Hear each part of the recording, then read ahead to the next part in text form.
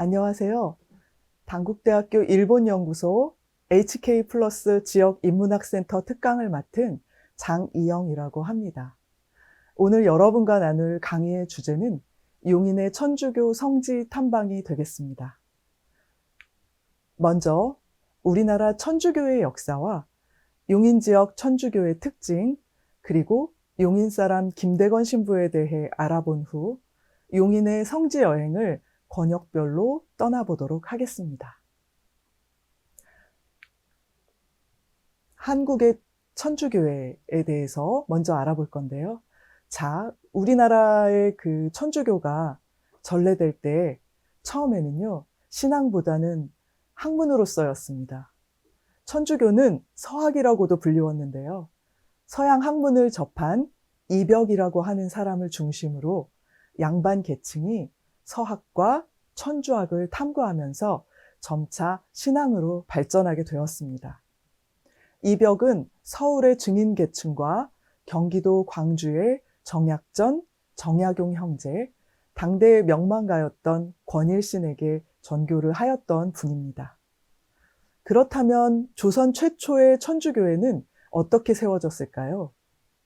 그것은 바로 북경의 천주교회를 찾아갔던 이승훈이 서양 선교사에게 세례를 받고 귀국한 후 조선인들에게 세례를 줌으로써 최초의 조선교회가 세워지게 되었는데요.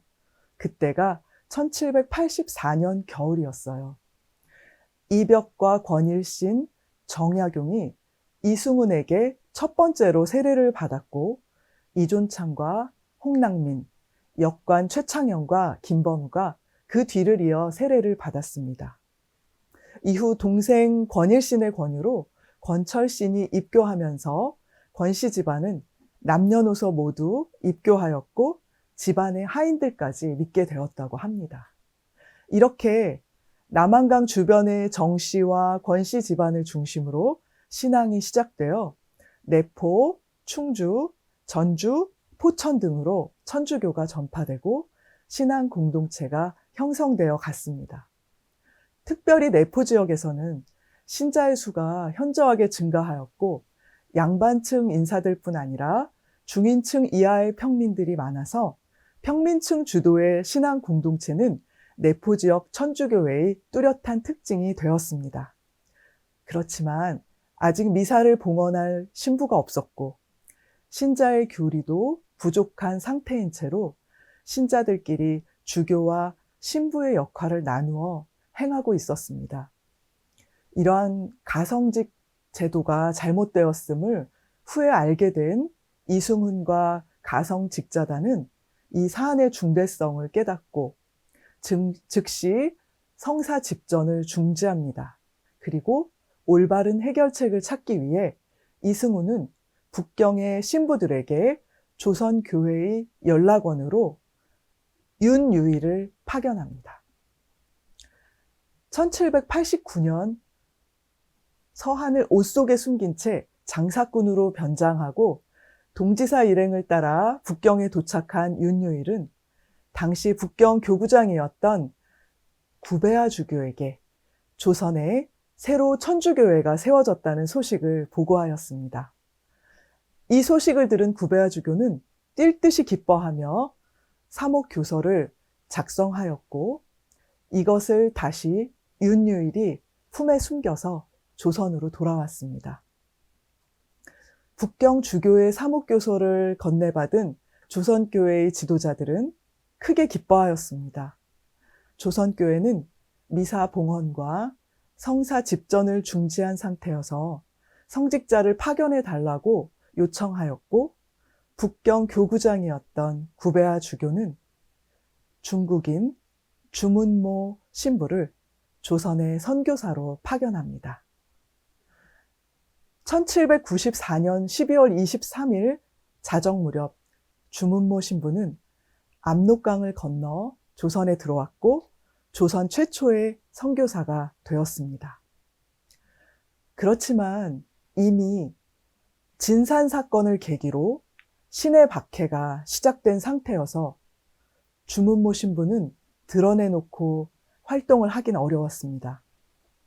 주신부는 성직자 없이 스스로 배워온 조선의 신자들의 교리 지식이 부족함을 절감하고 사제 직무를 수행함과 동시에 교리 교육과 천주교 서적을 한글로 번역하거나 저술하는 일을 하였습니다.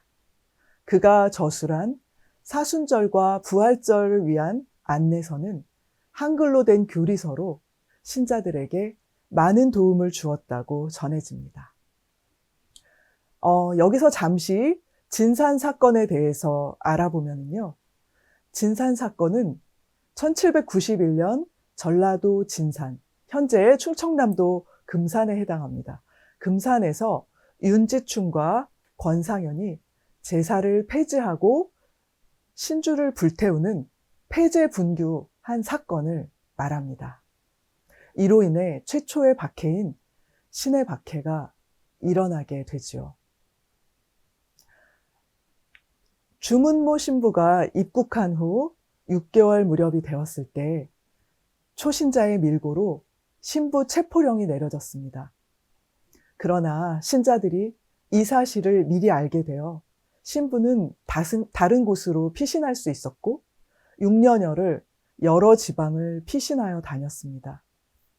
그러나 주문모 신부는 1801년 신의 박해가 일어나 많은 이들이 대거 참수를 당하고 자신을 도와주던 신자들이 잡히는 등 신자들의 고통이 극에 달하자 1801년 3월 12일 의금부에 자수를 합니다.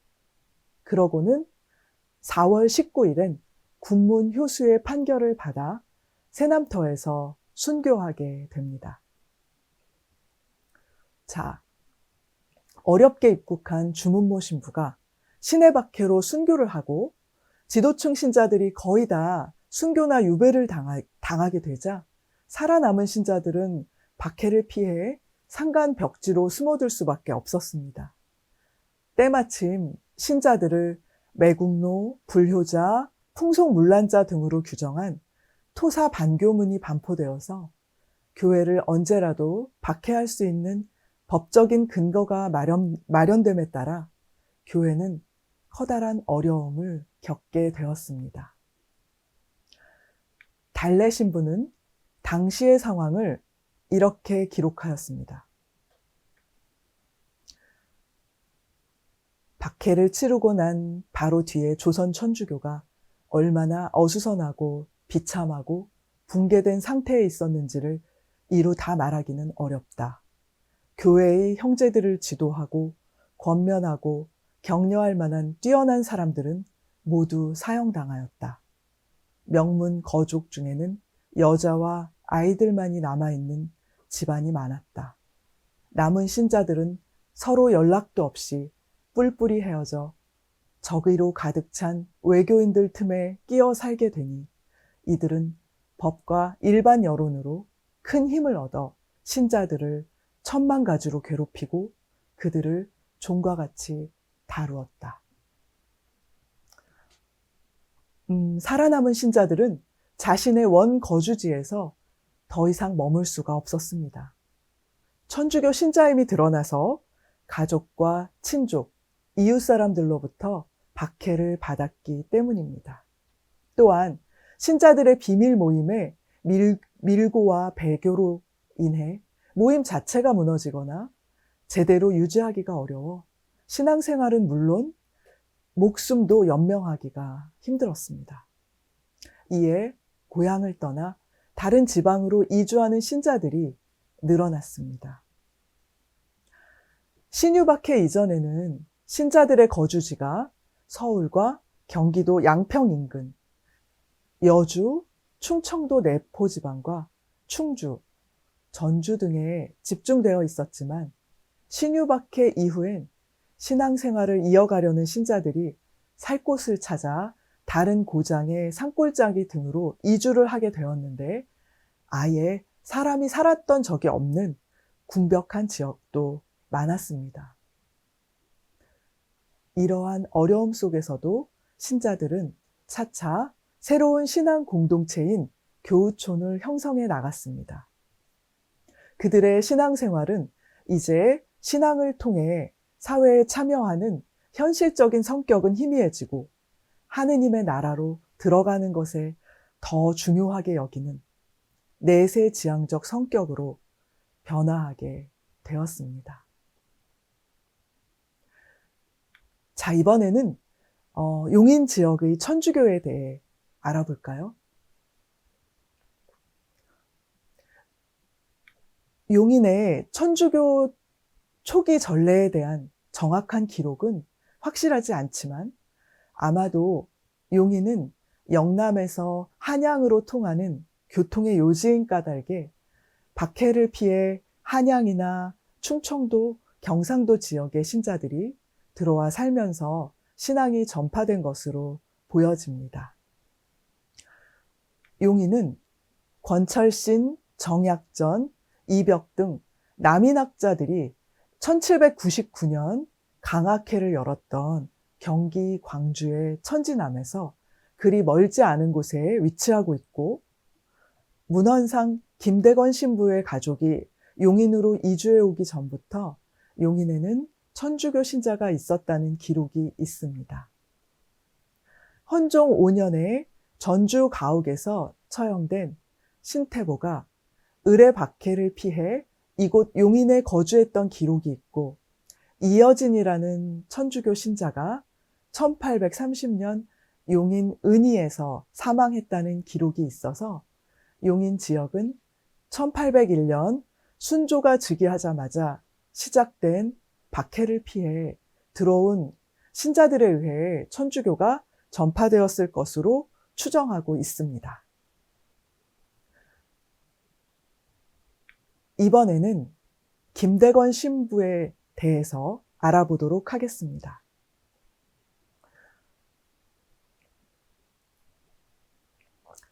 김대건 신부는 1821년 충청도 솔매, 지금의 당진시 우강면 송산리에서 태어났다고 알려져 있습니다.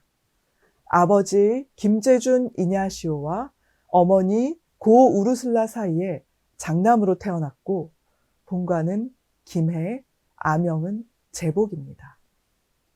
1836년 신학생으로 선발되기 전까지 김대건 신부가 어떻게 성장하였는가에 대해 자세히 알려진 바는 없습니다만, 그의 집안은 솔매를 떠나 지금의 서울 용산 청파동으로 이주하였다가 다시 용인의 한덕골을 거쳐 조부가 사망한 뒤엔 골배마실로 이주하였다고 합니다.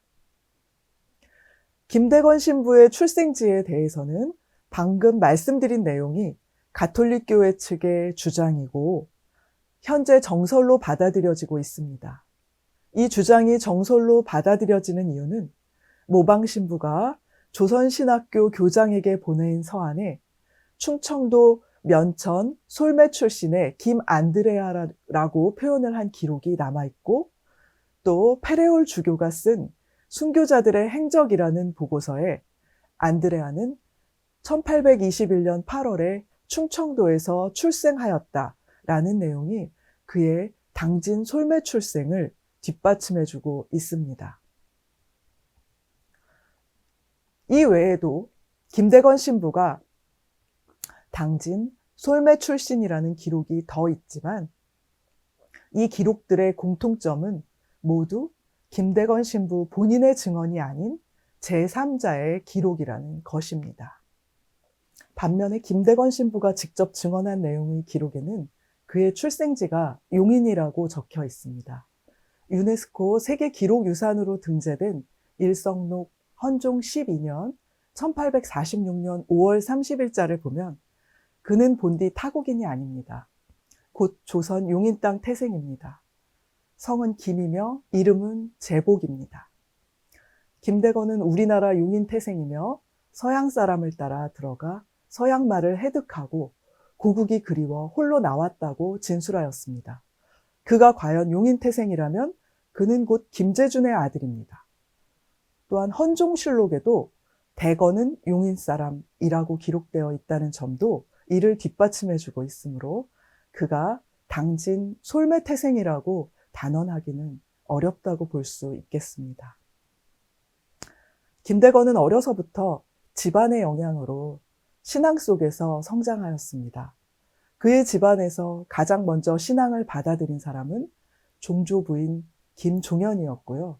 그의 권유로 동생인 김택현, 김종한, 김희연이 신앙을 받아들이게 되었습니다. 김대건의 증조부인 김진우는 천주교 신앙을 외면하다가 아들들이 열심히 신앙생활을 하자 그도 천주교를 받아들였습니다. 김대건 신부의 집안은 신앙이 깊었던 만큼 커다란 시련도 겪어야 했습니다. 증조부인 김진우가 해미에서 옥사하였고 종조부인 김종환은 1815년 의뢰박해 때 체포되어 참수형을 당했습니다. 후에 김대건 신부의 조부인 김택현과 가족들은 김 신부가 7살쯤 되던 무렵 박해를 피해 충청도 솔매에서 용인의 한덕골로 피신하였다고 전해집니다. 김대건은 16살 무렵 파리 외방전교회 소속 피에르 모방 신부가 은희 공소에 왔을 때 세례를 받았고요.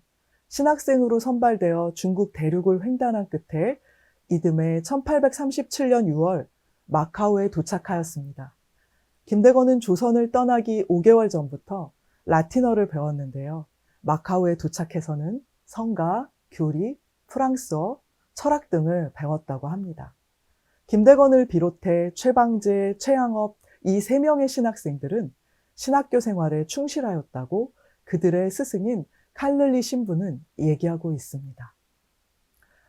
1842년 프랑스 극동함대 세실 함장이 조선 국왕에게 교역을 제의할 것이라고 하면서 통역을 위해서 조선인 신학생 1명을 달라고 요청하였고 파리 외방정교회는 비밀리에 선교사를 보낼 수 있는 절호의 기회로 여겨 메스트르 신부를 조선에 보내기로 하였습니다. 메스트르 신부가 동행할 신학생으로 김대건을 지목함에 따라 김대건은 1842년 의주 변문 인근에서 입국을 시도했으나 안내자가 없이는 무사히 서울까지 갈 수 없다는 사실을 깨닫고 발길을 돌려 귀환해 다시 신학을 더 공부하여 1844년에는 부제품을 받았고 페레올 주교와 함께 조선 입국을 시도하였으나 주교가 입국하는데 여러 난관이 많자 주교는 김대건만 먼저 조선에 파견해 자신의 입국을 주선하도록 했습니다. 자신이 돌아왔다는 사실을 아무에게도 알리지 않은 채 김 신부는 페레올 주교와 선교사들을 영입할 준비를 진행했습니다. 선교사들이 거주할 집과 배 한 척도 구입하였고 선교사들이 해로로 입국할 때 유용하게 활용할 수 있도록 조선 전도를 작성하였습니다. 우리가 몰랐던 사실이지요. 김대건 신부가 지도도 만들었다는 사실. 이 지도에는 선교사들이 알아두어야 할 관부의 위치와 선교사들의 입국 통로가 표시되어 있습니다. 그는 선교사 영입 준비 외에도 2명의 학생을 가르쳤고 순교자들에 관한 자료를 정리하여 보고서 작성도 하였는데 이 보고서에는 34명 순교자에 대한 약전과 형벌에 대한 설명 및 심지어 사파도 그려져 있습니다. 그는 선교사를 영입하기 위해 배를 타고 상해로 갔는데 이는 선교사들에게 놀라움과 기쁨을 주는 소식이었습니다. 여러분, 당시엔 우리가 생각하는 것 이상으로 조선을 빠져나가는 것도 입국하는 것도 매우 어려운 일이었습니다. 그것 때문에 페레올 주교는 크게 감동하고 김대건에게 사제품을 주기로 결심을 합니다. 그래서 그는 1845년 8월 17일 상해에 있는 김가항 성당에서 신부들과 조선 신자들이 지켜보는 가운데 사제 서품을 받게 됩니다. 다시 입국한 김대건 신부는 서울과 용인의 해곡동, 사리티, 묵리, 한덕골, 양지면 대대리, 고촉골, 안성 미리내, 이천 호법 등지에 흩어져 있는 신자들을 찾아 성사를 베풀고 주로 험한 산길을 밤에만 다니며 사목활동을 했다고 합니다. 1846년 부활 대축일 미사를 은희공소에서 봉헌하고 서울로 올라온 김대건 신부에게 페레올 주교는 서해 바다를 통한 선교사 입국로를 개척하라는 지시를 내렸습니다. 김 신부는 배를 타고 백령도로 항해하여 중국 어선을 통해 상해로 보내는 지도와 라틴어 편지, 한문 편지 등을 전달하였습니다. 김대건 신부의 서한과 장문 및 보고서 중에 현재 남아있는 것은 19통 3건입니다. 대부분이 라틴어로 작성되었지만 9번째 서한은 한문으로, 마지막 21번째 서한은 한글로 작성했습니다. 이 마지막 서한이 일명 조선 신자들에게 보내는 마지막 회유문입니다. 김대건 신부는 서해 순이도에서 그를 수상히 여긴 그곳 진장에게 잡혀 해주 가명으로 압송되어 신문을 받다가 포도청으로 압송되어 계속 문초를 받았습니다. 처음에는 중국 광동 출신이라고 하다가 6번째 문초 때 외국인이 아니라 용인태생 김대건이며 신학 공부를 위해 마카오에 유학한 사실을 실토하였습니다. 하지만 혹독한 고문에도 하느님을 위해서 죽겠다라고 하며 함께 옥에 갇혀있는 사람들에게 용기를 북돋아 주었고 세례도 주었습니다. 한편 김대건 신부의 체포를 계기로 다시 천주교 신자들에 대한 박해가 시작되었으니 이것이 바로 병호박해입니다. 조정에서는 주요 신자들을 체포하기 위해 이천, 양지, 은희, 충청도와 전라도에까지 포조를 보냈다고 합니다.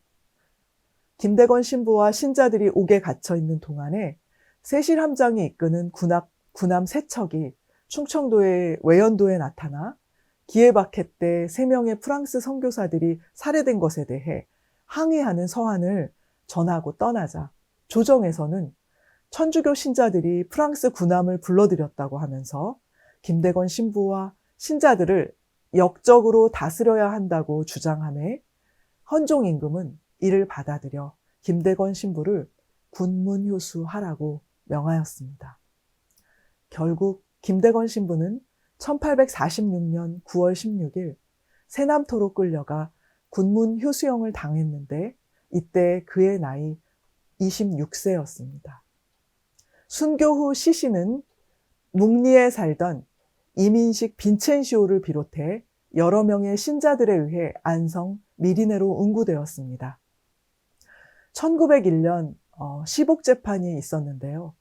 이때 김대건 신부의 유해를 발굴했습니다. 미리네로 시신을 운구했던 당시 17세였던 이민식 빈첸시오가 이 시복재판 때에도 호출이 되어서 김대건 신부의 묘를 발굴하는 자리에 있었는데요. 오기선 신부가 직접 이민식 빈첸시오에게 들은 바에 의하면 김대건 신부의 유해는 55년이 지난 그날까지 하나도 상하지 않았고 칡넝쿨이 유해를 뺑 둘러서 감아줘서 뼈 하나도 흩어지지 않았다고 합니다. 자, 이제 용인의 천주교 성지를 찾아가 볼까요? 먼저 한덕골 성지입니다. 한덕골은 최초의 사제인 김대건과 두 번째 사제인 최양업의 가족 등 천주교인들이 박해를 피해 모여들어 교우촌을 이루고 살았던 가톨릭 신자들의 성지 순례지입니다. 한덕골은 윗마을 광파리골과 아랫마을 한덕골을 합쳐서 부르던 이름인데요. 그중 교우촌은 윗마을인 광파리골을 말합니다. 김대건 신부의 조부 김택현은 박해를 피해 온 가족을 이끌고 당진 솔매를 떠나 용인 한덕골로 들어오게 되는데 처음엔 기거할 집이 없어서 마을 근처 골짜기로 들어가 생나무에 칡을 얽어매고 억새를 덮어서 만든 집에 살았다고 합니다. 족보에 의하면 조부인 김택현과 숙부 김재철의 묘가 한덕골에 있었다고 하니 김대건 신부의 가족들이 한덕골로 피난했다는 설을 뒷받침해주는 증거라고 하겠습니다. 그런가 하면 한덕골은 조선의 두 번째 신부인 최양업 신부의 큰아버지 최영겸 일가가 1837년부터 정착해 살았던 곳이기도 합니다. 기해박해 때 최양업 신부의 아버지와 어머니가 순교하자 최양업 신부의 막내 동생 최신정은 큰아버지 댁인 한덕골에서 성장하게 됩니다. 1849년 조선 두 번째로 사제 서품을 받고 귀국한 최양업은 자주 한덕골 교우천에 들러 성사를 주곤 하였다고 합니다.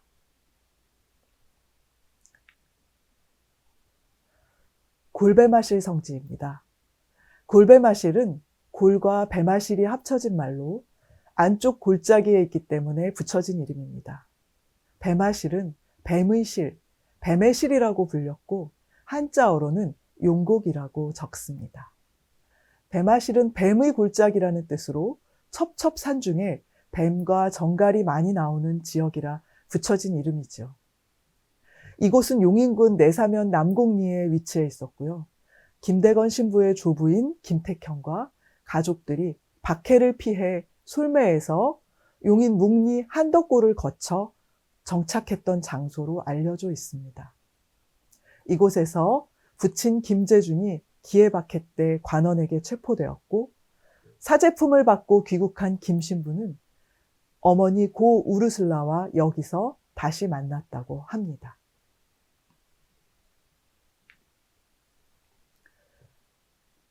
은희성지입니다. 은희가 천주교회사에 등장한 때는 1810년부터입니다.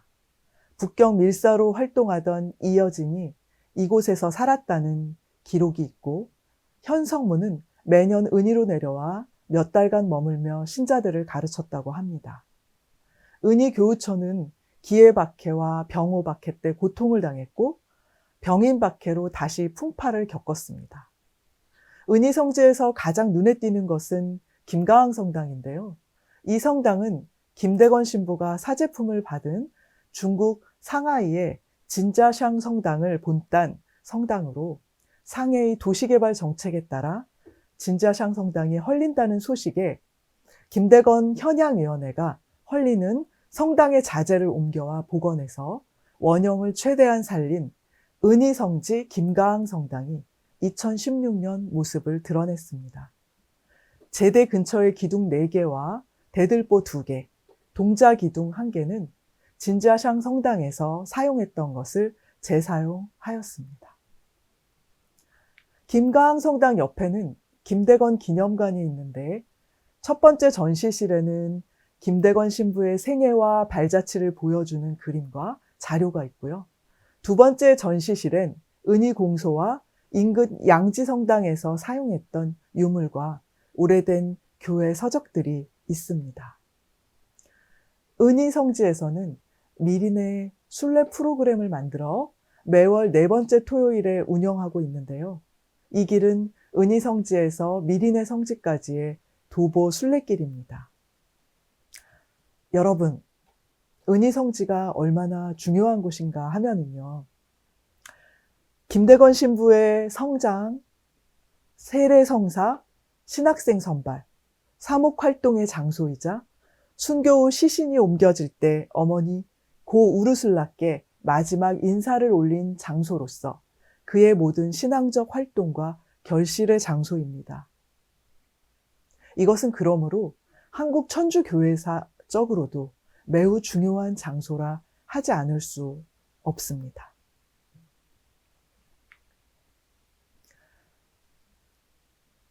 고초골 공소는 병인박해 이전부터 교우촌이 형성되어 있던 곳입니다. 고초골의 사전적 의미는 고초, 풀이 마르다라는 뜻인데 병인박해 때 천주교 신자들이 고초를 많이 당해서 붙여진 이름이라고도 하고 병자호란 때 추담 오달제 선생이 태어난 후 3일 동안 이곳에 풀이 말랐기 때문에 고초골이 되었다는 설, 또 높은 고개마을을 뜻하는 고치동이 고추로 변음되었다가 고초로 바뀌어 고초골로 변했다는 설 등이 있습니다.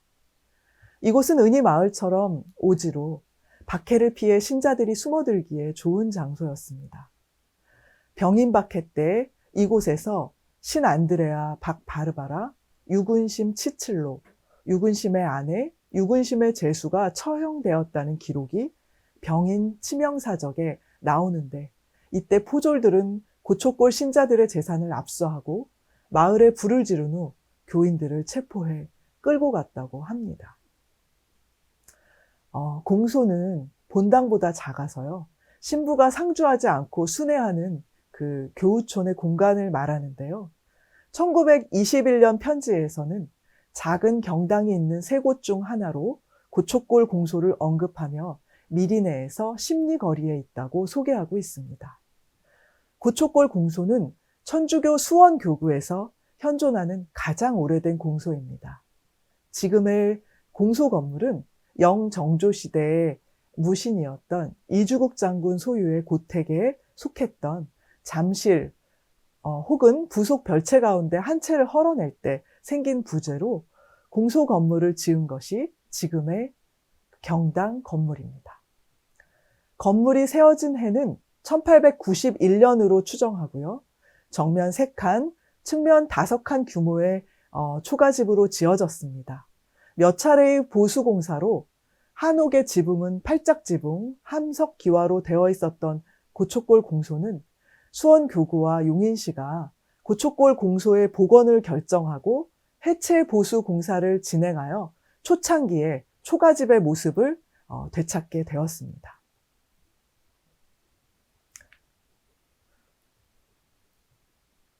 사리티 공소가 위치해 있는 서리 지역은 지형적으로 여러 산들로 둘러싸여 있는 곳입니다.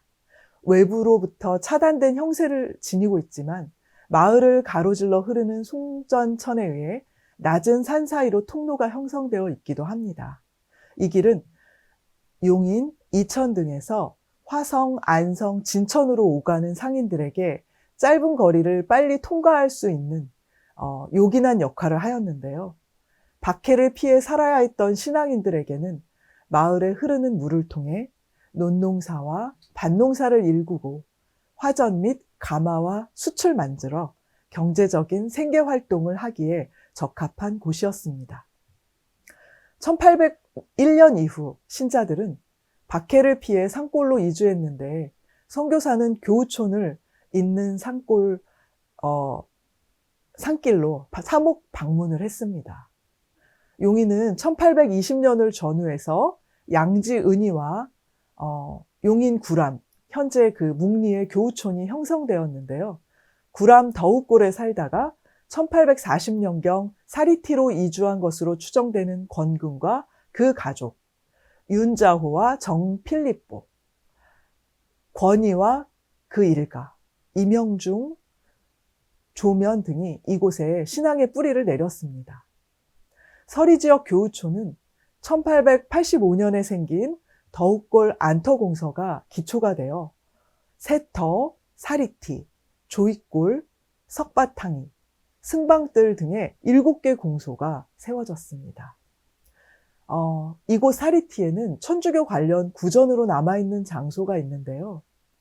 신부가 사목하기 위해 넘나들었던 장소로 알려져 있는 신부고개, 병인년 박해 때 페레올 주교가 피신하여 살던 곳으로 마을 뒷산 깊숙한 곳에 3, 4세대가 살고 있었던 집터인 신부터도 있습니다. 세 번째로는 붉은 고개가 있는데요. 여기엔 2가지 전설이 있습니다. 이 첫 번째 전설은 어느 신부님이었는지 밝혀지진 않았으나 밤에 성사를 주고 돌아오는 신부님이 호랑이에게 물려 피를 흘린 장소였다 라는 전설과 포졸들이 교우집을 습격하여 압송하는 도중에 행보가 어려운 사람들의 처리가 곤란하게 되자 중도에서 임의로 돌로 쳐 죽이고 그들의 흘린 피가 고갯마루를 흥건히 적시어 오랜 세월까지 그 흔적이 남아있어서 붉은 고개로 불리는 곳이 있습니다. 사리티 공소강당은 1898년에 신축하였다고 전합니다. 건축 양식은 전통적인 민가, 한옥 방식의 목구조와 흙벽의 지프로 지붕을 얹은 초가였습니다. 신부가 미사를 위한 제의실이나 고해소로 사용할 수 있는 한 칸만 온돌방이며 그 외에는 마룻바닥이 설치돼 있고 길게 설치된 툇마루가 딸린 6칸짜리 건물입니다.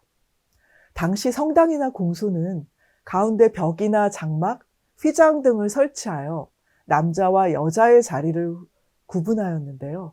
그러나 사리티 공소는 당시 민가의 건축 형태인 기역자형의 흙벽 초가로 건축하면서도 공간적으로 남녀의 자리를 구분하였습니다. 제대를 중심으로 양쪽으로 나뉘는 그 서로 다른 방향의 남자와 여자의 자리를 구분되도록 배치한 거죠.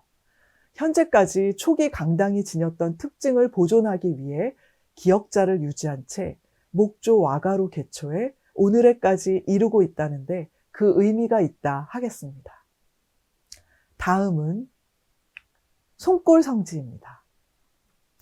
여러분, 제가 강의를 준비하며 용인의 성지를 공부하다 보니 당시 성직자들의 편지를 많이 읽게 되었는데요. 제가 가톨릭 신자가 아님에도 불구하고 눈을 감으면 마치 1800년대 교우촌에 있는 듯한 착각이 드는 순간이 있었습니다. 특별히 송골성지를 생각할 때 그랬던 것 같습니다. 송골성지는 수지 동천동 광교산 동쪽 깊은 골짜기에 위치해 있는데요. 송골이라는 이름은 향기로운 풀이 많아 향기로운 골짜기라는 뜻으로 송곡이라고 하던 것이 송골이 되었다는 설과 소나무가 울창한 골짜기라고 하여 송곡으로 불리던 것이 손골로 변음되었다는 설이 있습니다. 송골에 언제 교우촌이 형성되었는지 정확한 시기는 알 수 없습니다만 앞에서 말씀드렸듯 신유 박해 이후 많은 신자들이 살 곳을 찾아 다른 고장에 산골짜기 같은 곳으로 이주하게 됐고 지방에서도 박해가 일어나 어떤 신자들은 서울 가까이로 이동하여 교우촌을 이루며 살았는데 이는 신자들 간의 연락과 성직자와의 만남을 더 원활히 할 수 있었기 때문입니다. 송골은 주민들 사이에서 천주교 신자들의 마을, 성교촌이라고 불렀습니다. 당시 서양 선교사들이 입국하게 되면 안전한 곳에서 우리의 언어와 풍습을 익히고 조선에서 살기 위한 준비를 할 필요가 있었는데 선교사들이 머물며 도움을 받으려면 신자들만 모여 사는 교우촌이 필요했습니다. 신심 깊은 신자들이 모인 송골 교우촌은 그런 면에서 다블리 신부를 비롯한 선교사들이 마음 놓고 머물기에 좋은 곳이었죠. 5대 조선 대목구장인 다블리 신부가 1853년 부모님께 보낸 편지의 발신지가 송골이었고요. 또 1850년 페레올 주교는 당시 병중에 있던 다블리 신부에게 사목활동을 일시 중지하고 신학생들을 교육하도록 지시하였는데 이곳을 송골로 추정하고 있습니다. 다블리 신부는 1853년 여름을 송골에서 보냈습니다.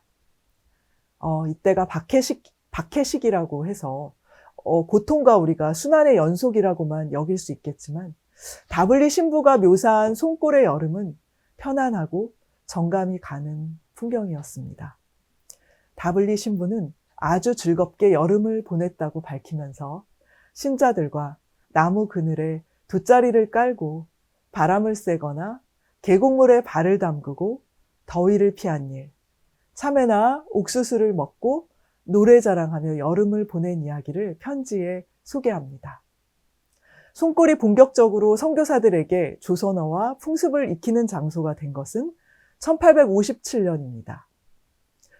1854년 베르네 주교는 페롱 신부가 입국하자 그를 송골로 보냈습니다. 페롱 신부가 송골을 찾았을 때 최양업 신부가 송골에 찾아와 함께 지내다가 가기도 하였고 1861년 성모 승천 축일 때에는 베르네 주교와 랑드르 신부가 손골로 찾아와 휴식과 기도의 시간을 가졌다는 기록도 남아 있습니다. 또 손골에 들어와 언어와 풍습을 익힌 선교사는 오메르트 신부가 있습니다. 그리고 손골에 마지막으로 들어온 선교사는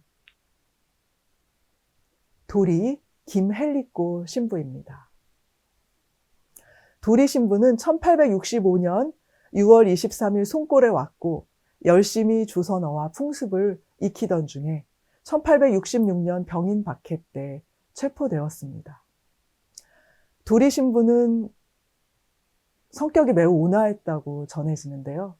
그는 그 한국의 순교자들 중에서 김 씨를 가진 그 성을 가진 분이 많아서 본인을 김신부라고 불러달라고 했다고 합니다. 한편 광교사는 천혜의 피신주였지만 1866년 전국적으로 몰아친 병인 박해의 칼날까지 막아내진 못하였습니다. 병인 박해가 시작되자 포졸들이 들이닥칠 것을 예감한 도리 신부는 손골의 신자들을 모두 내보내고 홀로 손골을 지키다가 체포돼 새남터에서 순교하였습니다. 오메르트 신부는 충남 거더리에서 체포되어 순교하였고요. 도리 신부의 명으로 어쩔 수 없이 손골을 떠난 신자들도 다른 곳에 가서 열심히 신앙생활을 하다가 순교하였습니다. 숨골은 경기 지역 사목의 중심지였을 뿐만 아니라 선교사들의 안식처, 제2의 고향과 같은 곳이었던 것 같습니다. 도리와 오메르트 신부는 103위 성인으로 1984년 교황 요한 바오로 2세가 한국을 방문했을 때 이들에 대한 시성식을 거행하였습니다. 현재 손골 성지엔 기념관과 십자가의 길, 무명 순교자들의 묘소 등이 있습니다. 은희성지에서 미리네 쪽 순례길을 따라서 걷다 보면 일본 이깔나무 군락지를 만나게 되는데요. 이 일본 이깔나무는 조림을 할 때 초기에 심는 나무, 즉 파이오니아 플랜트 중 하나입니다. 우리나라는 일제강점기와 6.25를 겪으면서 많은 숲이 파괴되어 인공적으로 조림 사업을 많이 했는데요. 척박한 곳에 먼저 와서 숲을 살려놓고 가는 이런 나무들은 수명이 좀 짧습니다. 이런 나무가 와서 살다가 죽으면 그 자리에 다른 나무들이 와서 살기가 좋아지는데 김대건 순례길의 잎갈나무의 모습은 마치 김대건 신부의 모습과 닮아 있는 듯합니다. 오늘 성지 탐방을 통해 살펴본 선구자들이 용인이라는 곳에 살다가 가셨습니다. 신념을 갖고 그분들은 신앙이라 하겠으나 사셨던 모습이 감동스럽고 우리를 부끄럽게도 합니다. 이제 우리에게 남겨진 과제는 그분들의 신앙의 유산을 어떻게 발전시키고 알려나갈 것인가가 될 것입니다. 성지와 공소의 보존 및 활용을 위한 노력이 이어져야 하겠고, 기록을 통해 그분들을 우리가 만났듯 우리 역시 이 시대를 기록으로 잘 남기는 것도 중요하다고 하겠습니다. 오늘 저의 이야기는 여기까지입니다. 함께 해주셔서 감사합니다.